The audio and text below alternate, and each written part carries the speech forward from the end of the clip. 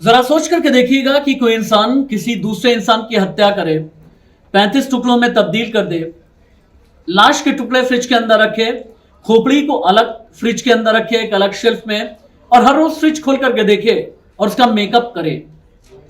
हैरान होंगे ना आप। हालांकि पिछले 48 घंटे में जिस तरह की खबरें आई हैं श्रद्धा मर्डर केस में, उसे जानने के बाद, देखने के बाद, सुनने के बाद, समझने के बाद हर हिंदुस्तानी ही नहीं बल्कि पूरी दुनिया के लोग ये कह रहे हैं यह हैवान है, जल्लाद है, बर्बर है, क्रूर है, शैतान है, जानवर है, क्या है आफ्ताब।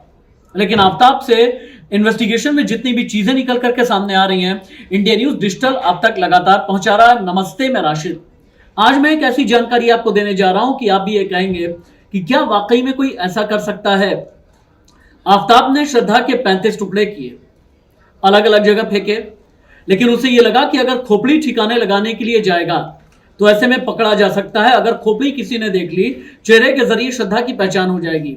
लिहाजा 18 दिन तक खोपड़ी को फ्रिज के अंदर रखा।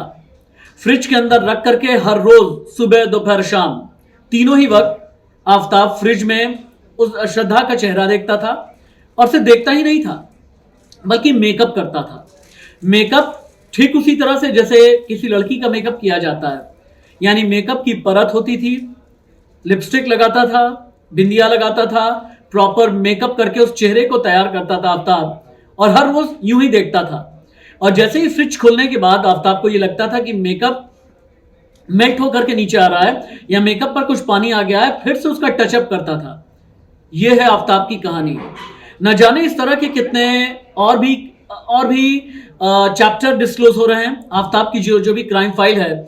लेकिन आफ्ताब से हर रोज जो इन्वेस्टिगेशन और जो इंटेरोगेशन किया जा रहा है, आफ्ताब हालांकि बीच बीच में ये भी कहने की या फिर समझाने की या कन्वे करने की कोशिश कर रहा है या बहाना कर रहा है कि वो कोई एक साइकोपैथ है, दिमागी तौर से बीमार है, ताकि आगे चल करके सजा से छूट जाए और उसे मेंटल असाइलम भेज दिया जाए।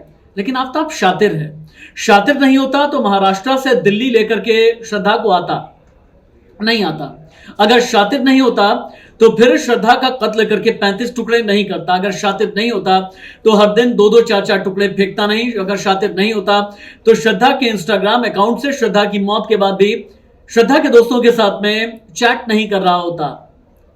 ये आफ्ताब की एक ऐसी हकीकत है जिसे जानने के बाद पूरा देश ये कह रहा है कि शर्म है, शर्मिंदगी है, और आफ्ताब को छोड़ा नहीं जाना चाहिए।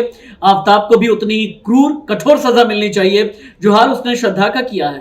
हालांकि पिता का यह कहना है कि लव जिहाद का मामला हो सकता है। रजत शुक्ला जो श्रद्धा के दोस्त हैं, उन्होंने मुझसे बात की है। उनका यह कहना है कि इसमें टेरर एंगल भी तलाशा जाना चाहिए।